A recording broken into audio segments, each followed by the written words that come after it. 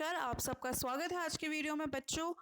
आज की जो वीडियो है वो है आपकी साइंस की वर्कशीट जिसमें हम पढ़ेंगे पादपों में पोषण की अन्य विधियां। आप सब जानते हैं कि लास्ट वर्कशीट जो थी उसमें हमने पढ़ा कि जो पौधे हैं वो फोटोसिंथेसिस मीन्स प्रकाश संश्लेषण से अपना खाना बनाते हैं। लेकिन क्या हमेशा या फिर सारे पौधे ऐसे होते हैं जो अपना खाना स्वयं बनाते हैं? क्या सभी पौधे स्वपोषी होते हैं?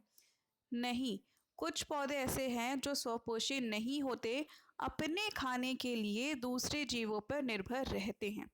तो उसी के बारे में आज की वर्कशीट है। तो ध्यान से देखिए इस वर्कशीट को, जल्दी मत कीजिएगा क्वेश्चन आंसर बस टेपने की, समझिए क्योंकि बहुत इंटरेस्टिंग है। आपको फिर अब घर से बाहर निकलेंगे, इन पौधों को देखेंगे तो आपको इनकी जानकारी होगी।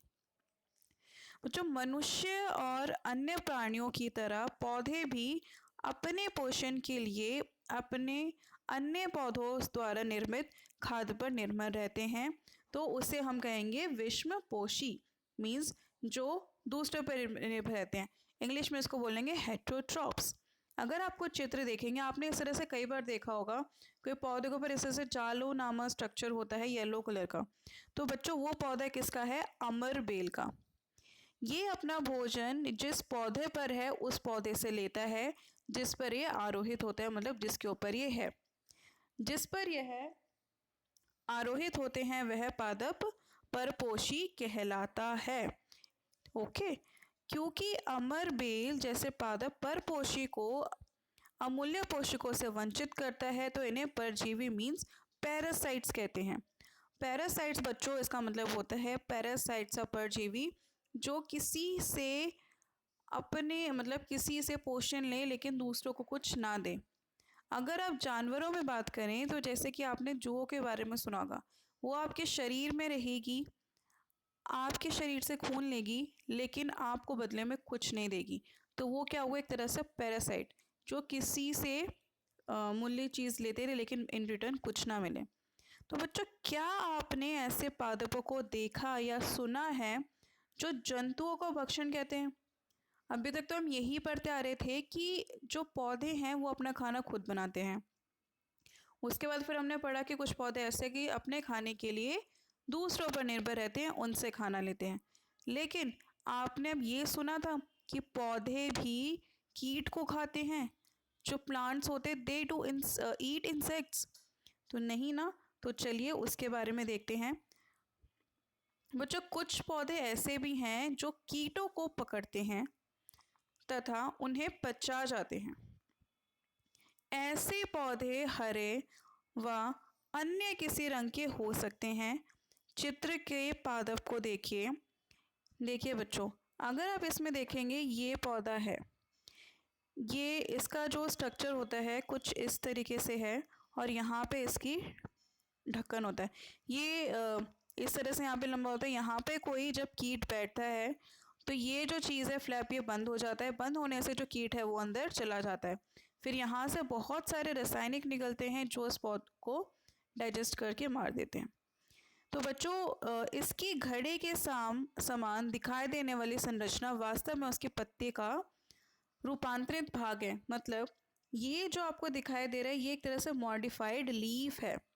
ओके, पत्ती का शीर्ष भाग घड़े का ढक्कन बना होता है जो आपको अभी बताया गया। घड़े के अंदर बहुत सारे रोम होते हैं जो नीचे की ओर उसको ढकेलते हैं। जब कोई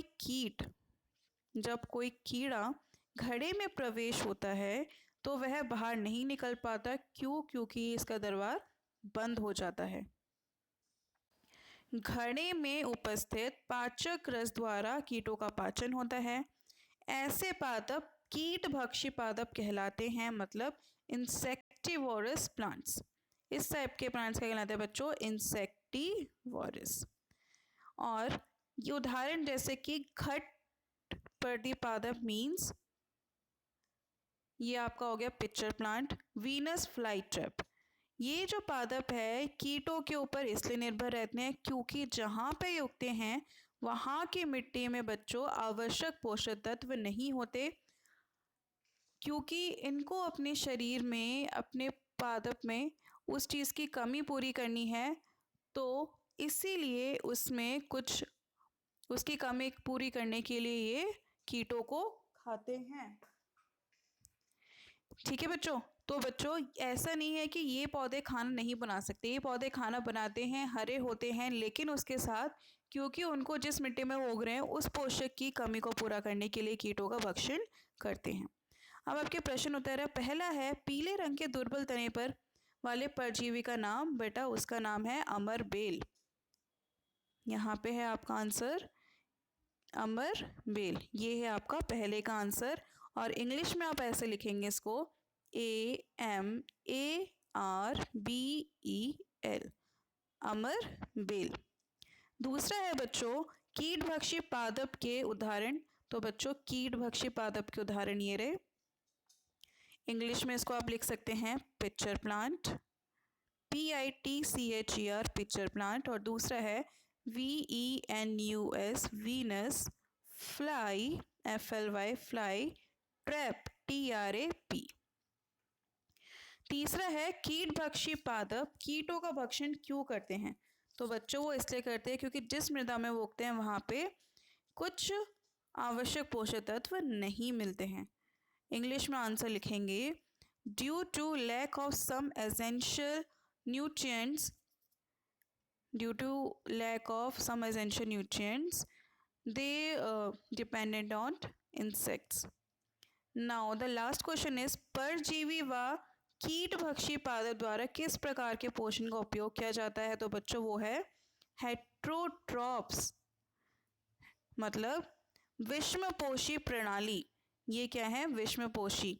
आप इसको एक्सप्लेन करके भी लिख सकते हैं कि परजीवी कैसे काम करता है, वो दूसरे पौधों से भक्षण करता है, और कीट भक्षी क्या करते हैं वो कीटों का भक्षण करता है। They get nutrients from the insects while the parasites get nutrients from the another plant.